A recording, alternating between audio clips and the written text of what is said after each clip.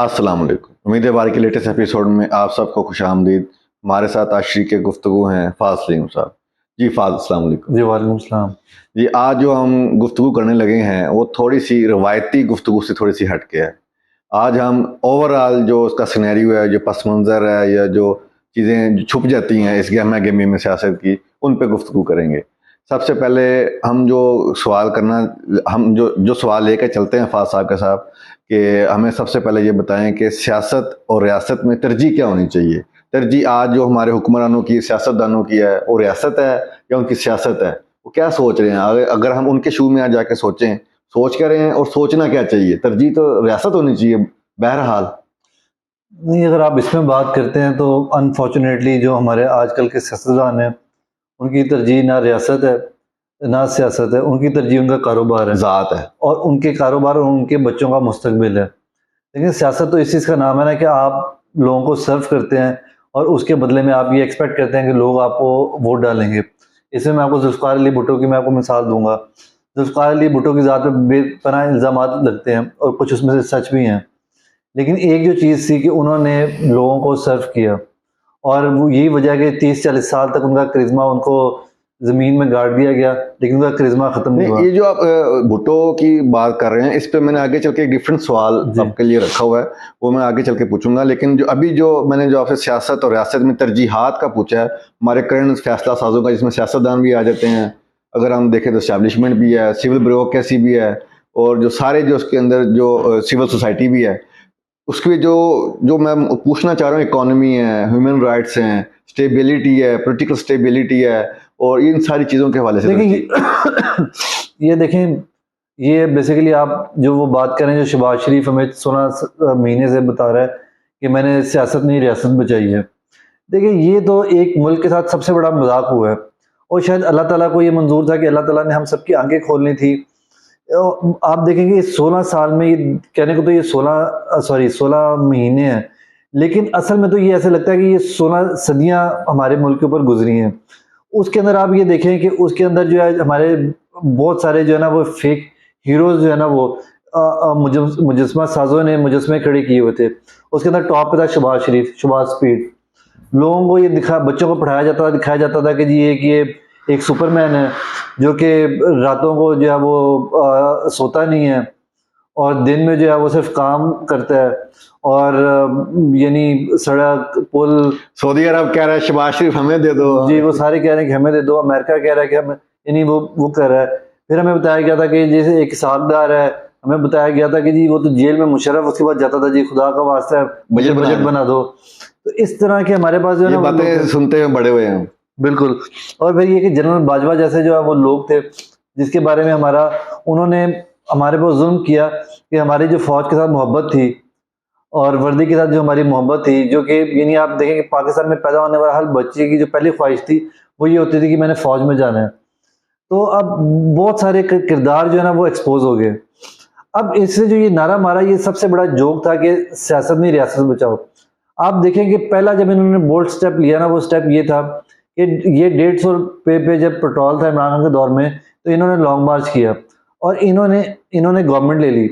अब जब गवर्नमेंट ली तो इनको पता लगा कि जी इमरान खान तो सस्ता पेट्रोल दे रहा था, अब पेट्रोल महंगा करना पड़ेगा। तो आपको याद होगा उस जमाने में राना सनाउल्लाह और इन सारों के बयान, इन्होंने टॉक शोज में बैठ के ओपनली कहा कि जी अगर हमें गारंटी मिले, जनरल बाजवा हमें गारंटी दे कि हमारी गवर्नमेंट आगे चलेगी तो हम कीमत बढ़ाते हैं, वरना ऐसे नहीं हो सकता कि हम कीमतें बढ़ा दें और महीने बाद हमारी गवर्नमेंट चली जाए। सियासत की कुर्बानी नहीं दे सकते जी, तो हमें अभी भी कहते रहे अपने पॉलिटिकल कैपिटल को यूज कर रहे हैं रियासत बचाने के लिए। लेकिन वो झूठ था ना, वो झूठ इसलिए था कि जब तक इनको जनरल बाजवा की तरफ से गारंटी नहीं दी गई कि तुम लोगों का मैं टेक केयर करूंगा और तुम लोग ये फैसले करो, तो इन्होंने जो है वो फिर ये स्टेप लिया। ऐसे ही मैं आपको मिसाल ये भी थोड़े दिन पहले की दूंगा। जब इसहाक डार ने 20 रुपये पेट्रोल बढ़ाया तो मैं ट्विटर पे देख रहा था, अक्सर लोगों ने ये उसी दिन लिख दिया कि इलेक्शंस नहीं, इवन पीपल पार्टी के लोगों ने कहा कि इलेक्शंस टाइम पे नहीं हो रहे, और उनका इसमें आर्गुमेंट ये था कि अगर इलेक्शन टाइम पे हो रहे होते तो इसहाक डार कभी भी 20 रुपये जाते हुए 20 रुपये पेट्रोल ना बढ़ाता। ये काम आने वाली केयर टेकर गवर्नमेंट भी तो कर सकती थी ना, इसमें इसहाक डार को 10 दिन 15 दिन पहले करने की क्या जरूरत थी। तो ये बेसिकली इनका नारा था। जब इनको ये पता लग गया कि हमें जो है वो ताकतवर लोगों की हमें हमायत हासिल है और वो इन एनी केस हमें जितवाएंगे, तो इनकी सियासत तो बच चुकी हुई थी। बकौल इनके या इनके माइंडसेट के मुताबिक इन्हें लगा कि हमारी सियासत बच गई है, अब हम चाहे जो मर्जी करें, हम मादर पिदर आज़ाद हैं। मैं हफीजुल्लाह न्याजी को ही कल सुन रहा था, उन्होंने इलेक्शन के बारे में उनसे पूछा गया, उन्होंने कहा कि इलेक्शन में अगर होगी ही सिर्फ पीडीएम तो जीतेगा कौन? जब पार्टी एक होगी, एक ही खोता बिला दौड़ रहा है, मुकाबला ही हुआ ना। बिल्कुल बिला मुकाबले वाली बात है ना, जब एक ही खोता रेस में दौड़ रहा है तो उसी ने जीतना है ना। तो इनको जब ये पता लगा तो इन्होंने फिर मुल्क के साथ जो है वो आप कह लें कि इन्होंने मुल्क का ये नहीं आप कह लें कि छोड़ा ही नहीं, वो ऐसे ही है कि कसाई को एक इंसान की सर्जरी पे भेज दिया और शहबाज शरीफ एक वो कसाई साबित हुआ जिसने ये नहीं जैसा ईद पे बकरे ज़िबा होते हैं उस तरह इन्होंने इंसानों को हलाल किया।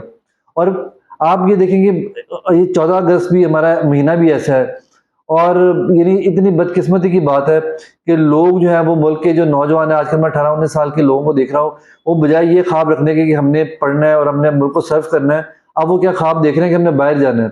और हर जगह ये बातें हो रही हैं कि कनाडा में कैसे अप्लाई करते हैं, ऑस्ट्रेलिया में कैसे अप्लाई करते हैं। लोग अपने जितने असासा जात हैं जो पूरे पूरे फैमिली ने सारी सारी जिंदगी मेहनत करके बनाए हैं, किसी ने कोई जानवरों का रेवड़ इकट्ठा किया है, किसी ने कोई प्रॉपर्टी बनाई है, किसी ने कोई गाड़ियां बनाई हैं, सब बेच बेच के अपने खानदान के नौजवानों को बाहर भेज रहे हैं ताकि वो कोई आगे जाकर हमारी नस्लों का फ्यूचर सिक्योर कर अच्छा, सके। फिर उसके बाद जो आप 4-5 मेन चीज़ें ले लें, अगर ये कहते हैं कि हमने रियासत बचाई है, आप इकोनॉमी की बात करें, आप इकोनॉमी में देखें जो मोटी मोटी चीज़ें जो एक आम बंदे को सफ़र करता है, महंगाई जिसको हम इन्फ्लेशन कहते हैं, उसके बाद लोगों का रोज़गार कि उनकी आमदनी बढ़ी है कि नहीं बढ़ी, उसके बाद आप ये देखें कि अगर आप ओवरऑल बात करें तो आप देखें कि हमारे रिजर्व जो थे जब इमरान खान की गवर्नमेंट इन्होंने गिराई ज़र मुबादला के जी, ज़खायर तो ज़र मुबादला के ज़खायर कितने थे, और वो 20 अरब के पास पहुंचे हुए थे।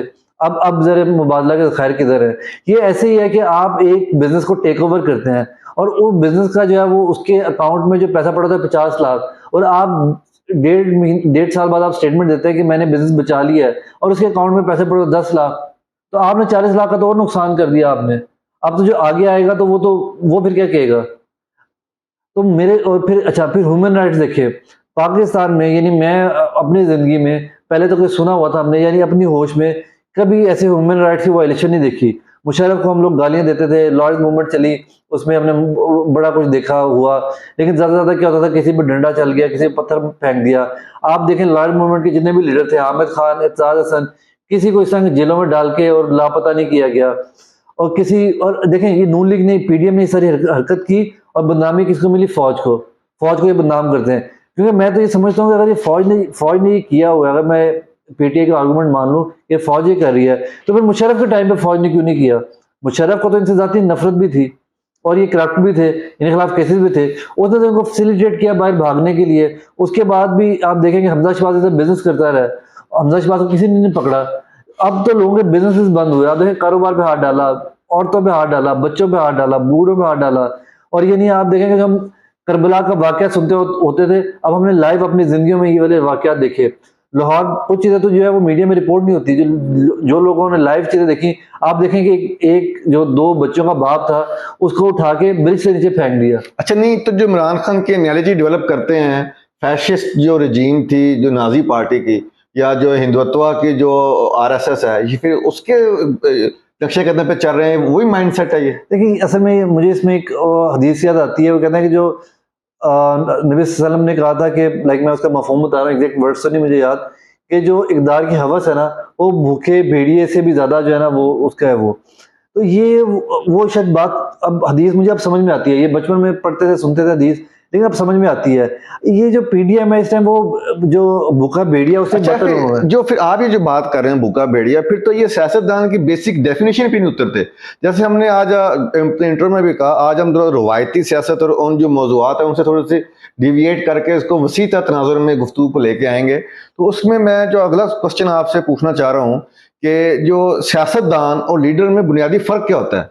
पाकिस्तान के जो सियासतदान और लीडरान हैं उन पे मैं आगे चल के आपसे इंडिविजुअली बात करूंगा, लेकिन जो बेसिक डेफिनेशन है जो एक आम शहरी या एक आम नाजरीन के लिए जो फहम में उतरने के लिए, वो क्या आप डिफाइन करेंगे? लीडर क्या होता है, सियासतदान क्या होता है? बेसिकली पहले हम ये फर्क तो ड्रा कर लें, उसके मुताबिक तो मुझे लगता है ये हमारे जो सियासतदान की बेसिक डेफिनेशन पे ही पूरे नहीं उतरते। देखिए ये जो लीडर की सबसे जबरदस्त डेफिनेशन थी ना, वो हमारे नबी सल्लम ने हमें एक अल्टीमेट अमली नमूना उसको दे दिया था। लीडर्स होता है जो एक नजरिया उसका होता है। नबी सल्लम एक नजरिए के तहत अल्लाह ताला ने दुनिया में भेजा, जिन्होंने इस्लाम को जो है वो इस्लाम की शुरुआत करनी थी। तो उन्होंने क्या फरमाया था?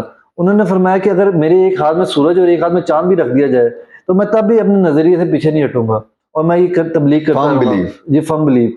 तो लीडर जो है ना वो ये नहीं देखता कि मेरा जो वोटर है वो मैं जो एक स्टेप लेने लगा हूं उसके बाद मेरा वोटर मुझे वोट, लाइक आप एक महंगाई करते हैं, आप समटाइम आप जो है वो बोल्ड फैसले करते हैं, आपको जो है वो तो आप ये नहीं देखते। जो जो पॉलिटिशियन होता है वो पॉलिटिशियन क्या होता है, उसके आइडियल मिसाल है ये छोटा डॉन शहबाज शरीफ।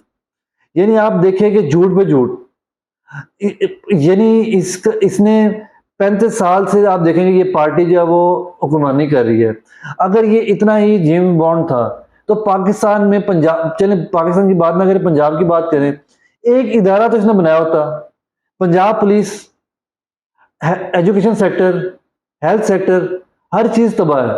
आप इनके वोटर से जाके पूछें कि अगर उनकी वालदा बीमार होंगी, जो बेचारे गरीब है, चले उनका तो मजबूरी है ना, एक अमीर वोटर जो इनका, चले मैं इनके बिजनेसमैन की बात करता हूँ जो लिबर्टी में हार रोड में टैक्स चोरी करते हैं और इनको वोट देते हैं, उनकी जब माँ बीमार होती है तो सरकारी अस्पताल में लेके जाते हैं या वो डॉक्टर हॉस्पिटल में लेके सर जाते आप हैं? डॉक्टर, आप तो वो आगे की बात कर रहे हैं, मैं इनिशियल स्टेज कह रहा हूँ। महंगे से महंगा हॉस्पिटल भी पाकिस्तान में, मेरे फैमिली के अंदर रिसेंटली 2-3 और 2 अहबाब के अंदर ऐसे केसेस हुए हैं, वालदैन या जो एल्डरली पर्सन बीमार हुए हैं। हमारे सरकारी और टर्शरी केयर हॉस्पिटल्स में और जो प्राइवेट सेक्टर के हॉस्पिटल्स में डायग्नोस्टिक स्किल्स ही मौजूद नहीं है।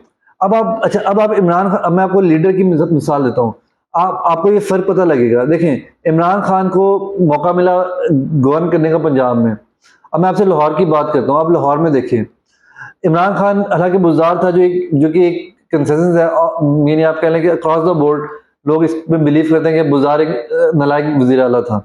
उसके बावजूद आप देखें लाहौर में इमरान खान की, अगर आप कहेंगे आप प्रोजेक्ट्स देखें, सड़कों को निकाल के जो मेन आप उसके प्रोजेक्ट्स देखें तो उसके क्या प्रोजेक्ट्स थे?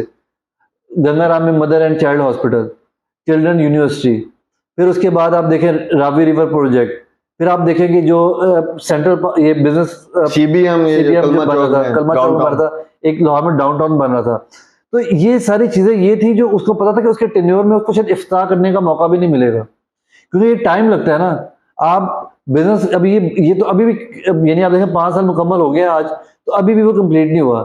ये आने वाले नस्लों का था, इसने नस्लों को उठाना था।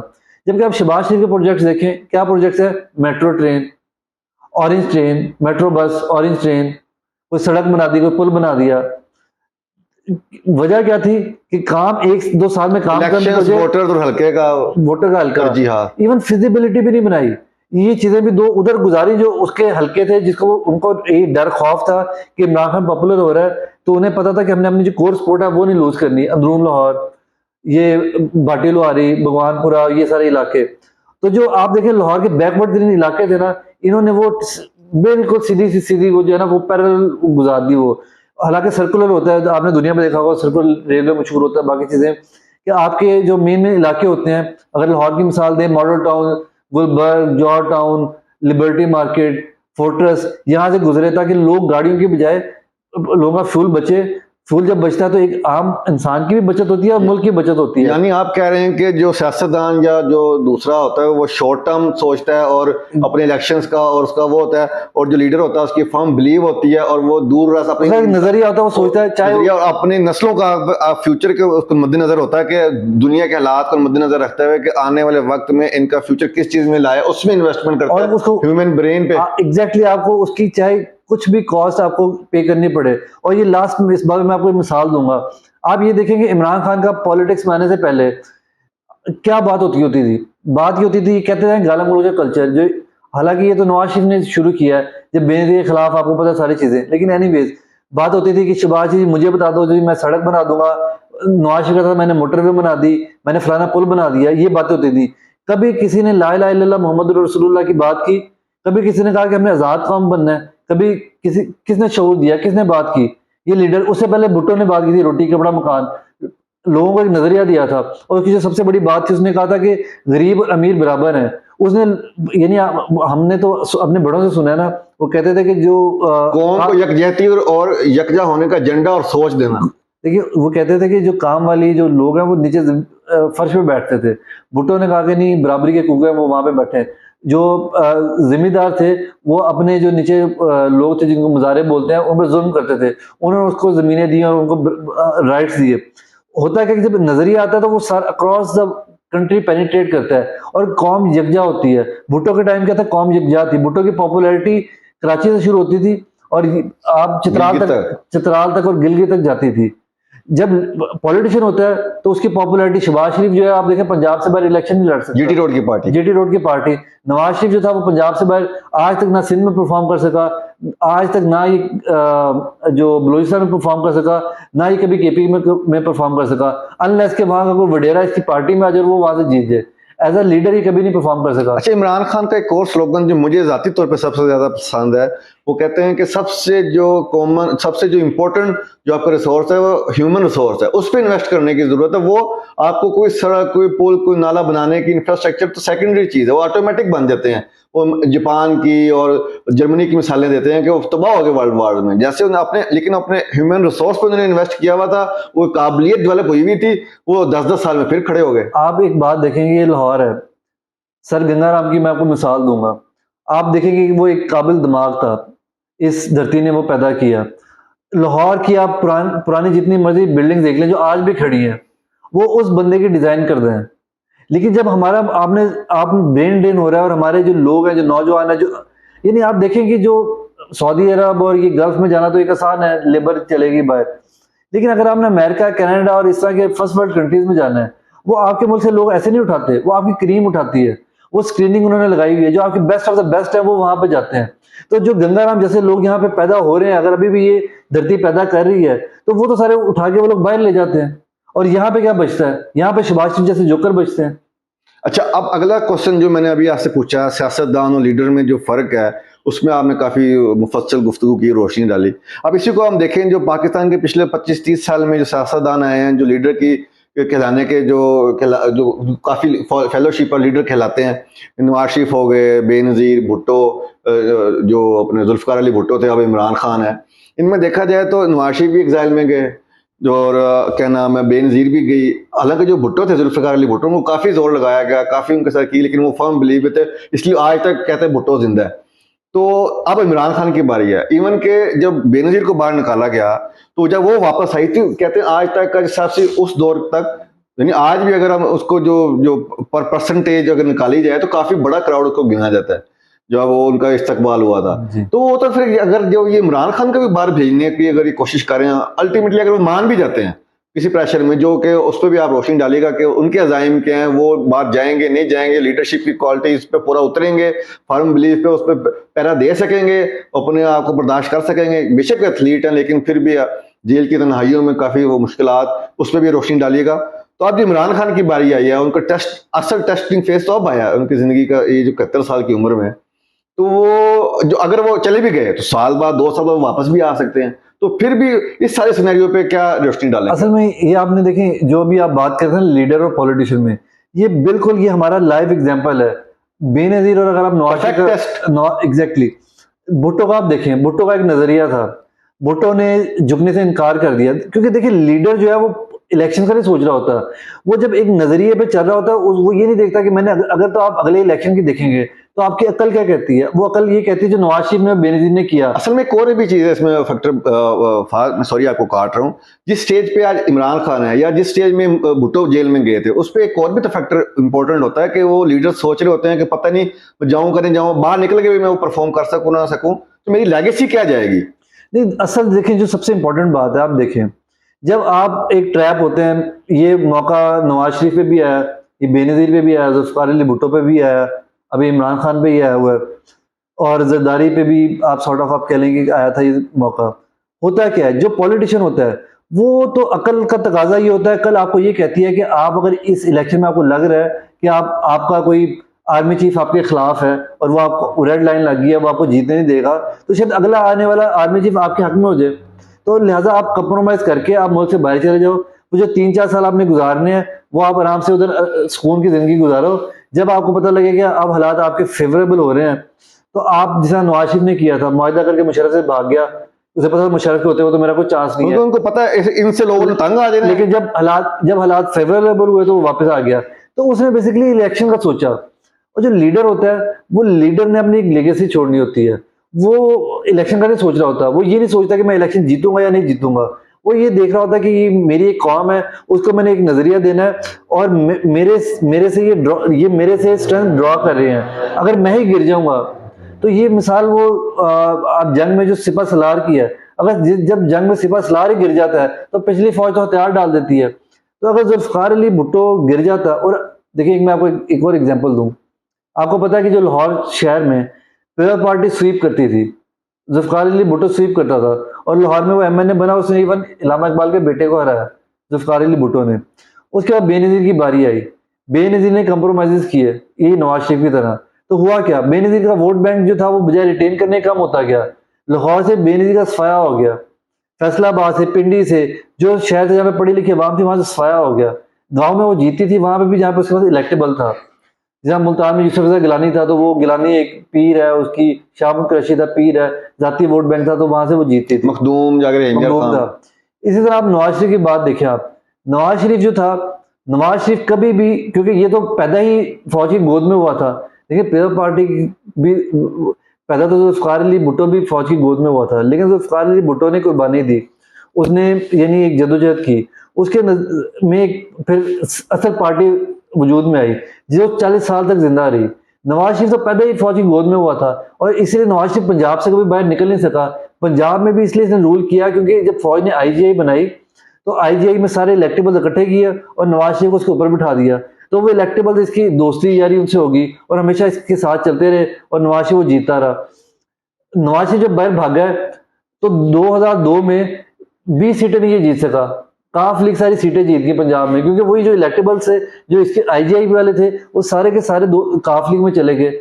और क्योंकि नवाज शरीफ कभी लीडर था ही नहीं, ये तो हमेशा से पॉलिटिशियन था।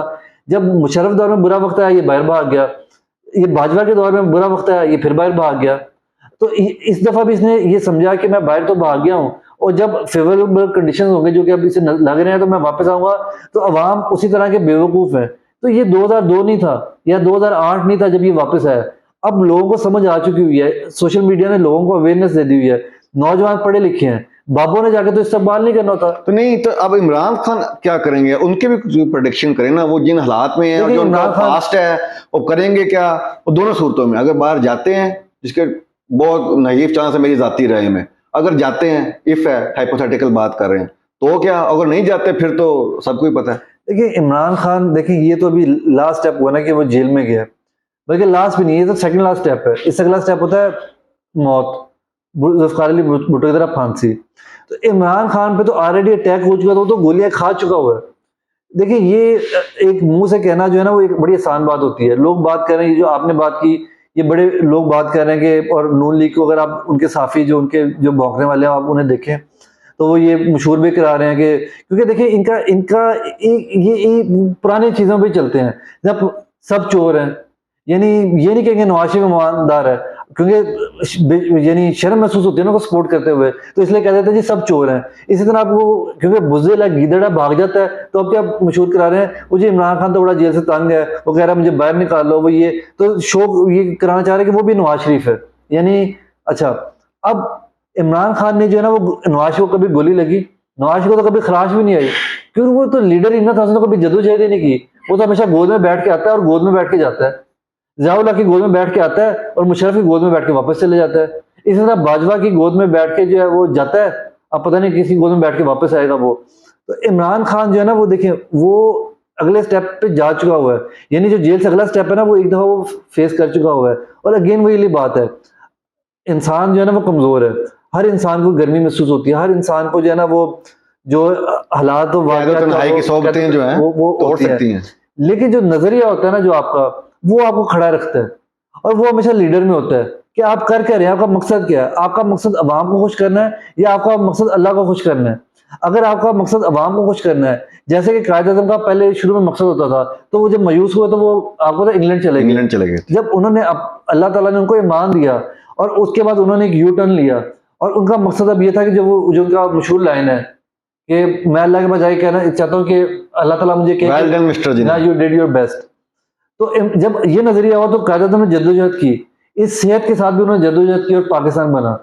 तो इमरान, जो मैं प्रेडिक्शन तो अल्लाह को पता है, आप प्रेडिक्ट नहीं कर सकते, लेकिन आपकी एक असेसमेंट होती है एज अ ह्यूमन बीइंग। तो वो मेरी ये है कि जो वो लीडर है वो 1.5 साल से डटा हुआ है। ये तो लोगों को लग रहा है कि शायद मुश्किल में वो अब आया, उसको ये सारी चीजें पता थी।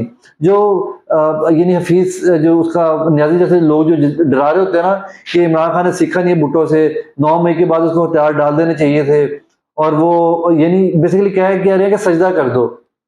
देखिए, किसी ने तो आके खड़े होना था ना। एक वक्त आता है कोई खड़ा होता है और उसकी कुर्बानी चाहे हो जाती है, लेकिन उसके बाद आने वाली नस्लों को वो आजाद कर जाता है। तो वो खड़े खड़े होने का टाइम था, वो कब तक हथियार फेंकते रहना है। और मुझे तो उस बंदे, खैर शायद वो दुश्मनी में ये वाली बातें कह रहा है। एनीवेज, तो इमरान खान मुझे नहीं लगता वो डटा रहेगा। और जो अभी मैं आज एक बंदे का ट्वीट पढ़ रहा था, इमरान खान क्रिटिक है, पीपल पार्टी का साफी है, तो ये जो एक न्यूज़पेपर है जो यूएस का, उन्हें साइफर जो है वो कर दिया है। तो वो कह रहा था कि जी ये साइफर अब जो है वो इस्तेमाल होगा इमरान खान के खिलाफ, यानी ये जो सीक्रेट एक्ट में ले जाएंगे उसको कर लेंगे। तो ऑफिशियल सीक्रेट एक्ट जो है बिल्कुल उसमें वो करेंगे। देखिए, जब आपका मकसद ही ये ऐसे ही है कि आप एक फौजी जो जिहाद के नजरिए से सरहद पे खड़ा है, आप उसको नहीं डरा सकते। वो उसको ना कोई गर्मी डरा सकती है, ना उसको कोई भूख डरा सकती है, ना कोई मौसम उसको डरा सकता है, क्योंकि वो तो गया ही वहां पे जिहाद के पर्पज से है। उसने, उसका शौक ही शहादत है, तभी वो वहां पे खड़ा है। हम जैसे लोग बॉर्डर पे जाके नहीं खड़े हो सकते, हमारा इतना ईमान ही नहीं है। जो सच्ची बात है, ये क्यों जो है वो आप देखें कि बड़े लोगों के, आपने देखा कि जब भी कभी हमें शहादत की न्यूज मिलती है कि जी फलाना कैप्टन शहीद हो गया, मेजर शहीद हो गया, कभी किसी इंडस्ट्रियलिस्ट का बेटा तो नहीं शहीद होता, ना कभी किसी बड़े कारोबारी का बंदा शहीद होता है। क्यों आम लोग शहीद होते हैं? क्योंकि उनके अंदर जज्बा होता है, ईमान ईमान होता है उनके अंदर। तो वो सारी यानी 20-20 50-50 दिन भूखे रहते हैं, पहाड़ों पे रहते हैं, और आप देखें सांप और कीड़े मकोड़े उनके अंदर रहते हैं।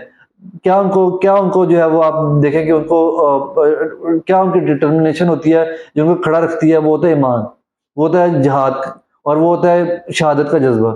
जी नाज़रीन, आपने हमारी गुफ्तगू समाअत फरमाई, अपनी आरा का इजहार कीजिए कमेंट्स के ज़रिए, और हमें दीजिए इजाज़त। अल्लाह हम सब का हामी और नासिर हो। अल्लाह निगहबान।